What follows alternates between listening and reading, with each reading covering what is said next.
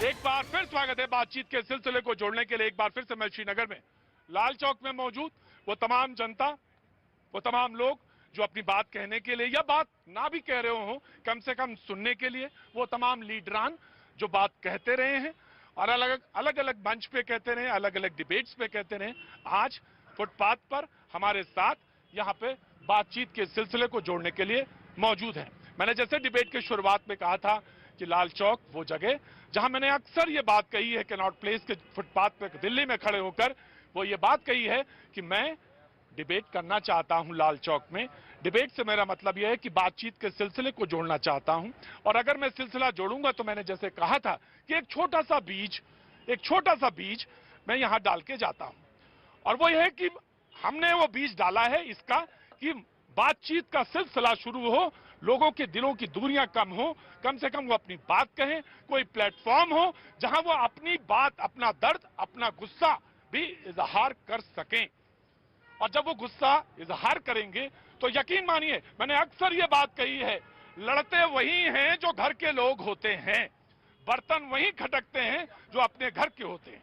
और अगर उनकी कोई गुस्सा, कोई नाराजगी है तो सुनी जानी चाहिए। आपके पास बेहतर इलाज है, माजिद भाई आप ही के पास आ रहा हूं, आपके पास बेहतर इलाज है, आपके पास बेहतर कोई नुस्खा है तो जरूर रखिए सामने और वो दूरियां कम करिए। जी यही बात है माजिद भाई। माजिद है जी। जी जनाब। देखिए प्रतीक भाई, लाल चौक में डिबेट का विषय ना बीजेपी होना चाहिए, ना कांग्रेस, ना नेशनल कॉन्फ्रेंस, ना पीडीपी, ना कुछ।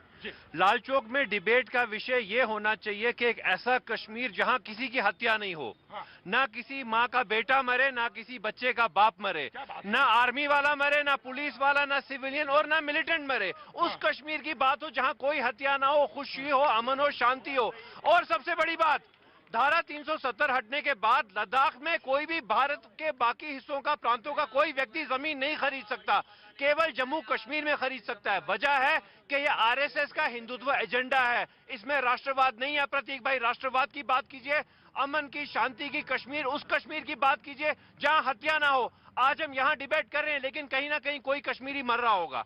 वो दिन कब आएगा, वो कश्मीर कब आएगा, उसकी बात कीजिए, उस विषय पर चर्चा होनी चाहिए। ये बीजेपी पीडीपी डेली बात होती रहेगी। आज तो बात हो कि जाने कैसे बचे, लोग खुशी से अपनी जिंदगी कैसे गुजारें, क्योंकि हम तो जेल की जिंदगी गुजारते हैं। ठीक है माजिद भाई, मैं ये कहता हूं कि जब आप अपनी बात की शुरुआत करते हैं तो यकीनन मैंने बार बार कहा कि एक कदम आप आगे बढ़ा चुके होते हैं, और मुझे इस बात को सुनने में और कहने में कहीं कोई गुरेज नहीं, कहीं यकीनन ये आज बिस्मिल्लाह हो रहा है, मैं आज बिस्मिल्लाह कर रहा हूं, यहाँ पे बातचीत का सिलसिला ही तो जोड़ रहा हूं, कौन सी बड़ी चीज कर रहा हूं, लेकिन हाँ कर रहा हूं। और मैं उम्मीद करता हूं, मैंने बार बार कहा, लाल चौक से भी खड़े होकर एक बार फिर से कहता हूं कि अगर आप मेरे हिस्सा हैं, आप मेरे हैं हिस्सा, इसमें कहने में कहीं कोई दो राय नहीं, तो एक ही संविधान होगा, एक ही झंडा होगा, और इसके अलावा नहीं होगा, नहीं होगा, नहीं होगा। जैसा मैंने आपने कहा था मैंने भी वैसा ही कहा। ऑफ कोर्स आता हूं, पहले कहां चले गए वो चॉकलेट, मेरे हाथ चली गई।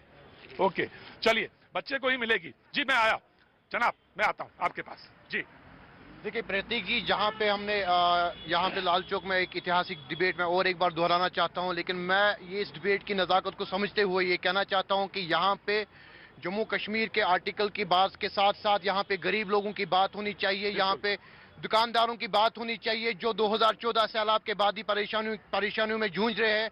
यहाँ पे शिकारा वाले की बात होनी चाहिए, यहाँ पे ऑटो वाले की बात होनी चाहिए, यहाँ पे इन सब लोगों की, उस सारे तबके की बात होनी चाहिए कि जो गरीबी, गोली को तो छोड़िए बाद में, मैं यहाँ पे अपने भाई के बात से बड़ा मतलब इनके साथ इत्फाक करता हूँ, लेकिन मैं आपको बता रहा हूँ कि यहाँ पे कश्मीर का एक एक घर में हर कोई अफराद मर रहा है भूखमारी से, बेरोजगारी से। यहाँ पे फाइनेंशियल पैकेज होना चाहिए इन लोगों के लिए इमीडिएटली, जिसकी वजह से जम्मू कश्मीर अपनी पार्टी उस टाइम पे निकली जहाँ पे चारों तरफ से खूनरेजी थी, चारों तरफ से कश्मीर जल रहा था। लेकिन अगर हम निकले सियासत करने के लिए, हम एक आम कश्मीरी के लिए निकले, हम ऑटो वाले के लिए निकले, हम यहाँ पे रिक्शा वाले के लिए निकले, हम यहाँ पे रेड़े वाले के लिए निकले, खुदारा इन लोगों के लिए बात कीजिए। इनके घर पे इनके जो फैमिली मेंबर्स है वो फाका किसी पे मजबूर हो रहे हैं। जी जी जी मैं आ रहा हूं जनाब आ रहा हूं। लोगों से अपना सियासतदानों से ना पूछे, लोगों से पूछो। जी बस वही, मैं वही पीपल नॉट सियासत पीपल। कोई पॉलिटिकल आदमी से मत पूछिए और जब मैं जनाब आपका नाम जानना चाहता हूँ। जहाँ बिलाल अहमद है। बिलाल साहब, मैं यही बात कह रहा हूं, चाहे मैं बिहार में शो करूं, चाहे यूपी में शो करूं, और चाहे कहीं शो करूं, वो लोग कहते हैं सियासतदान से मत पूछिए, आम आदमी जो है, आम शहरी जो है, उससे बात करिए, उसके दर्द को जानिए। ठीक है, पॉलिटिकल है, ये सियासत है, यही लोग चुनाव लड़ेंगे और जब पॉलिसी बनाएंगे तो हमारे हक में बनाएंगे, अगर नहीं बनाएंगे तो इनको बदल देंगे। जब आपके पास राज्य का हिस्सा होगा, आपका जब स्टेट होगा, उसमें आप तय करेंगे कौन पॉलिटिकल पार्टी रहेगी, कौन नहीं रहेगी, ये तो आपको तय करना है। लेकिन मैं एक बात जो कहना चाह रहा था वो बहुत महत्वपूर्ण है। जब आप कह रहे थे बात, जी मैं आया, मैं ऑफकोर्स मैं आ रहा कि कैसे भागीदारी बने नौजवान की। जब एक नौजवान मैं सामने देखता हूं तो बहुत सारे सपने हैं। जब आप बेरोजगारी की बात कर रहे थे ना भाईजान, तो मुझे उत्तर प्रदेश में भी बहुत सारे सवाल याद आ रहे थे और मुझे बिहार के भी सवाल आते। और जब आप बाढ़ की बात करें, मैंने कवर किया, 1.5 महीने में यहीं रहा श्रीनगर में, वो बाढ़ मैंने कवर की है और भयावह था। जिस तरह के हालात थे श्रीनगर में मैंने देखे, मैं यहीं मौजूद था जब वो बाढ़ आई थी। लेकिन मैंने बिहार की भी बाढ़ देखी है, सीवान के यहां बैठे हैं, मैंने बिहार की भी बाढ़ देखी है। तो जब आप मेरा दर्द समझेंगे, बिहार का भी दर्द उतना ही है।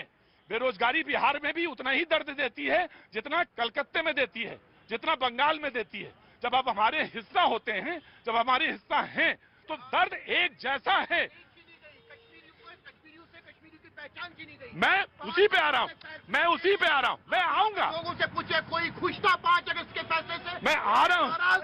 बिहारियों की पहचान नहीं छीनी गई। राइट, मैं आ रहा पहचान छीनी गई। हूँ, राइट, आ रहा हूँ जी जनाब, मैं आ रहा हूँ।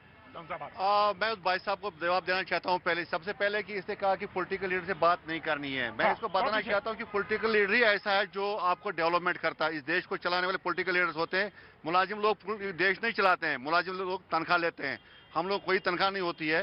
भाई साहब, मैं भी एक चेयरमैन हूं, मैं पांपोर से हूं, मैं भी वहां का भी एक चेयरमैन हूं टाउन का, और 20 से 22 करोड़ रुपया मैंने लगाया इन 2 महीनों में पांपोर। अब मेरे पांपोर में आप आइए ना, मैं दिखाऊंगा डेवलपमेंट किसको कहते हैं। मेरे पांपोर टाउन में 3 बार एमएलए रहा, हम पीडीपी से जोर मीर साहब, एक बार मिनिस्टर भी रहा है।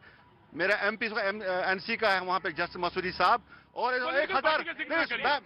मैं बताना चाहता हूं इनको कि डेवलपमेंट मैं ही कर रहा हूं, डेवलपमेंट मैं ही कर रहा हूं। मुझ में दम था, मेरे पीछे कोई पार्टी थी ना, तभी मैंने आपको 20 से 22 करोड़ रुपए लगा।